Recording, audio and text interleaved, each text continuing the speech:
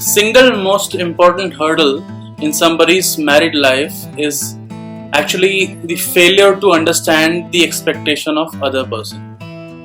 The husband doesn't understand the expectation of his wife, and the wife doesn't understand the expectations of her husband.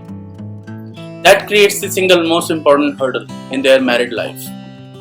And in astrology, we have a way of finding out the expectation of other person, even if that other person may not be consciously knowing it. And that's the key point actually. The person may not be knowing what's the gap, but still that gap exists, and that creates a very lot of problems in the married life. And that is where astrology comes in very useful in this area. Okay, now for this purpose we have to understand the Ashtakvarga of Venus. The calculation part is in the end of this video. Before the calculation, let us assume we have the Ashtakvarga of Venus, and based on that we can decipher the expectation of one person from their spouse. For this we have to look for the 7th house from the placement of Venus. Okay.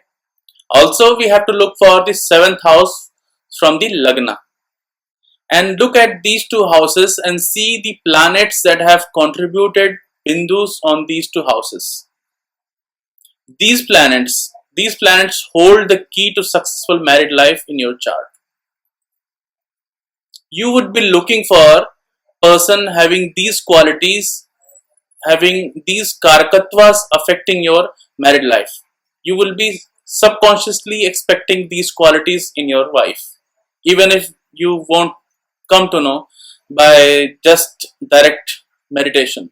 Okay, but surprisingly, if those gaps are filled, you will see a fulfilling married life. For example, if somebody has Saturn contributing a bindu in this house, then the person would be looking for somebody who will be very obedient to him, because Saturn represents the servants and the lower class people whom he has to dominate.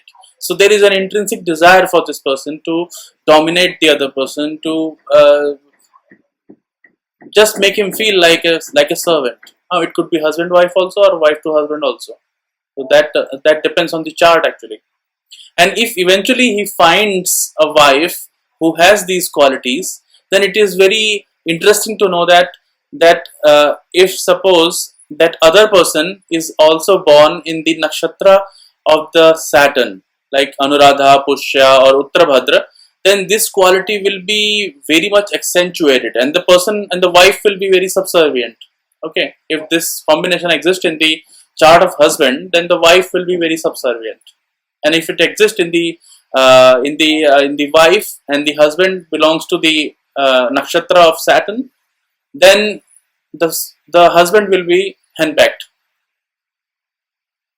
Likewise, if you see Jupiter over there, Jupiter contributing a bindu, and the wife or the husband is born in the nakshatra of Jupiter, that is Punarvasu or Purvabhadra or Vishakha, then you will see the person is looking for some wisdom in the other person, in the other half.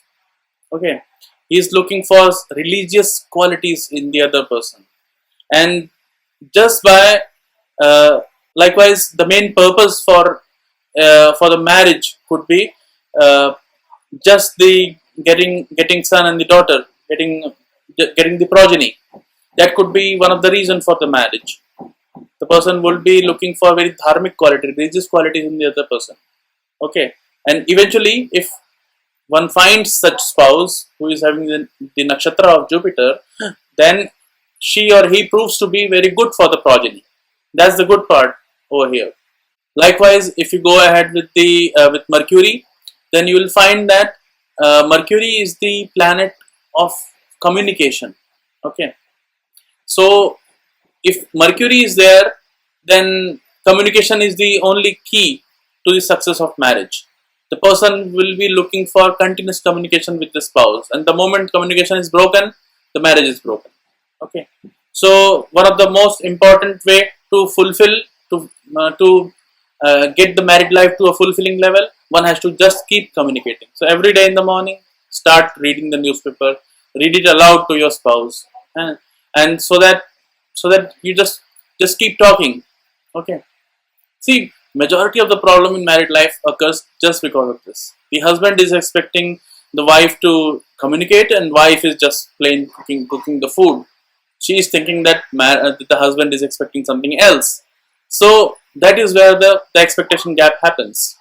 Likewise, if Shukra is there in the seventh house contributing a Bindu over there, then the person will be looking for a, a greater sexual pleasure, because Shukra is the Karaka of sexual pleasure, bed pleasures. Okay, so he'll be looking for new ways to enhance the sexual life. Likewise, Shukra is also Karaka for traveling and the vehicle comfort also. So if the other person takes the spouse to goes traveling and going places and here and there, then it enhances the Karakatwas of Venus, and it helps in sustaining the married life. If Mars is over there contributing a Bindu, then the person will be looking for somebody who can share his worldly duties in this world. Okay. Now, sharing these worldly duties could could mean, one of the interpretation is like a person would be working in his own office. Okay, or she would also be earning in the society, so that they both together will be running the family economically.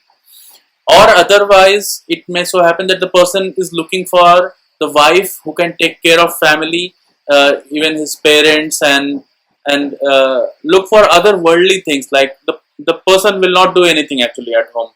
Okay, he'll just come and eat and go to sleep. The wife has to even go to purchase the vegetables or do all the household chores, and the person will just do the office work. So that is the kind of sharing the worldly duty means. Okay, so if Mars is over there, then it is that tendency is very high.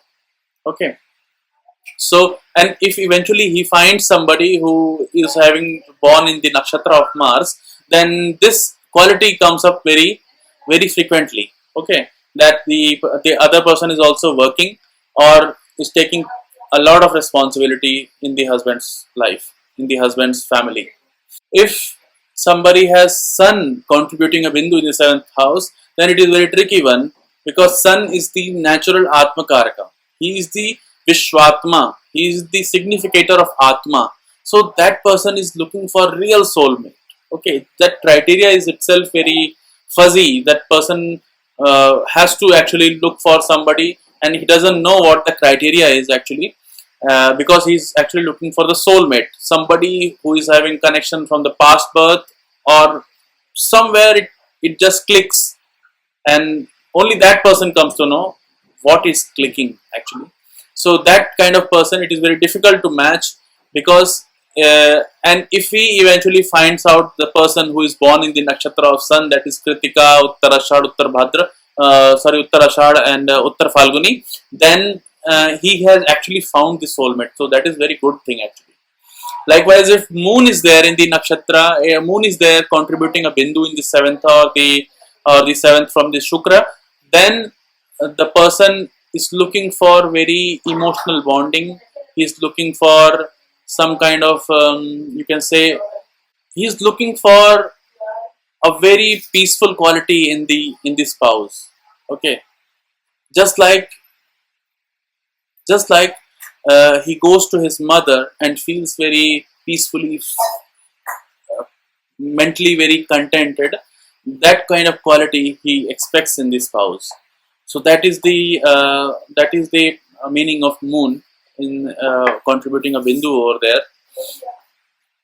And if he eventually finds out the spouse having the nakshatra of Moon, that is Rohini or Hasta or Shravan, then he finds it very mentally peaceful to be with the spouse. Okay. Now these are the ideal conditions. Like if you have the Bindu over there and you find out the spouse having the nakshatra, having born in that nakshatra. But what happens if you are already married and you don't have that combination? Like the person may have just contribution from Saturn and Moon, and you are born in the nakshatra of Sun, then what will you do? Then in that case, this knowledge, this knowledge uh, of expectation from the other person, you can utilize to enhance your married life. Like if you know that the other person is having Mercury, contributing a bindu of Mercury, then you should just, even if you are not interested in talking that much, then try to, just for the sake of carrying out the relationship, just try to read out the newspaper, try to communicate a lot. That will enhance your married life. And if Shukra is over there, then try out new ways in the sexual acts to basically spice up your married life, or just go around going places every 3-4 months with your spouse will certainly help in maintaining the relationship. If Mars is over there, then try to uh, try to work with your husband or wife, uh, so that he just doesn't feel alone, that you are also taking part in carrying out the duties. And you see, that is why in Shastras also it is mentioned that the person should have more bindus in the seventh house from the Venus, or from the Lagna. In that way, what happens that if you have more bindus, then that means the chances of matching with the wife is very high. Okay, and if you have hardly one or two bindus, then what happens that you are looking for just very specific qualities in the spouse, and that creates very fragile kind of relationship. Okay, if moon happens, then otherwise nothing. So that kind of specification you are looking for the other person. So that's why less number of bindus is not very good over there. But if you have, then what you'll do? If you have, then you have to just look for uh, uh, how you can remedy this thing using the remedies that I've just now discussed. Okay. The other things that we can decipher from the Ashtakvarga of Shukra is the direction of bedroom, direction of the person whom you'll be marrying. Okay, so the idea, the calculation for finding out the direction is very simple, as in our other previous videos in calculations of Ashtakvarga. It is very simple. You just have to add up the points in the Agni Rashis, in the Prithvi Rashis, in Vayu and the Jal Rashis. Okay, so if, and find out which one is having the maximum number of bindus. So if Agni Rashi is having maximum number of bindus, then the spouse will be coming from the east sign, from the east direction. Or if you get married to the person who is from the east to your native position, then it will be very auspicious to you. Okay, if if you place if you place the bedroom direction in your home in the east, then it will be very good for the married life also. Okay. Likewise, if the Prithvi sign is having the maximum number of bindus, then placing the bedroom in the south direction will be very beneficial. And if also you marry somebody from south, then it brings in a lot of auspiciousness to your married life. If the Vayu Rashi is having maximum number of bindus, then that means the west direction is predominating, and marrying somebody from the west direction is very good, very auspicious for you. Also, placement of bedroom in that direction will bring in lot of conjugal bliss. If Jal Rashis is having maximum number of bindus, then the north direction is the significant one. So you have to look for somebody from that direction to bring in the auspiciousness in your married life. Also, the bedroom direction should be that direction, so that your married life is very blissful. Okay. Also, you can use this information in judging the results from the transit. Okay, like when Shukra is moving through the sign having maximum number of bindus in the Ashtakvarga, then such position is very good for purchasing nice clothes, purchasing the purchasing paraphernalia of the bedroom. Okay, like bedroom, dressing room, cosmetics, these things that are the Venus rules over such things. The things of makeup, things of beautification, things of bodily comfort. So those purchasing can be done. Purchasing of a vehicle can be done. Going to traveling to places, all these things are very good during that time. Okay. Also, if you are going to meet some minister or some very high bureaucrat to get your work done, that is also a very good time for that. You know, the reason for that is the sun and the moon and the Mercury. Sun is like a king in the solar system, and moon is the queen, and Mercury is the Yuvraj. Mercury is the prince. So these four rashis, that is the Leo, Cancer, Virgo, and Gemini. These four are the royal rashis of the zodiac, and immediately next to that comes the rashis of Shukra, that is Libra and Taurus. And Libra and Taurus, they are like the ministers to the royal family. And these ministers, in our modern term, in our democracy, they are like these bureaucrats and ministers in the not ministers actually, the bureaucrats, the high profile government officers who implement the policies to the government. So if you are going to meet such person, then it is very good time to meet such people when the transit is very beneficial, when the transit is happening through the bindus having the maximum number of points. Also, purchasing the items of bedroom and luxury, and for spicing of your sexual life. These, if any new thing you want to try out for the conjugal relationship, then this is the best time to do that. Okay. If the seventh house from the Venus is having the contributions from the planets that are inimical to Venus, then the dasha and antardasha of such planet is not very good for the spouse. Okay. Also, if you see Gulika or Mandi in the third and 11th house from Venus, then then this kind of placement is not very good for the longevity of the spouse. Just because third and 11th houses, they are in the trines to the seventh house from Venus. Also, this is very common question in somebody's life when generally when the woman comes and she wants to know that the husband is listening to the mother or to the wife, then this can be found using what is having more strength in the husband's chart. Okay, so if in the husband's chart one sees that moon is stronger than Venus, then the person will be listening to his mother, will give preference to his mother over the wife. Okay, and if Venus is stronger, then the person will be listening to his wife in preference to his mother. Now the tricky part here is this equation remains till the mother is alive. If mother is not alive, then the karakatva of then the strength of moon goes to the wife itself. Okay, then in that case it becomes very tricky, because then the person is not, because Venus is stronger, so that then person is looking for some other love. Okay, he could be looking elsewhere for the he could be looking outside to make some extramarital relationships.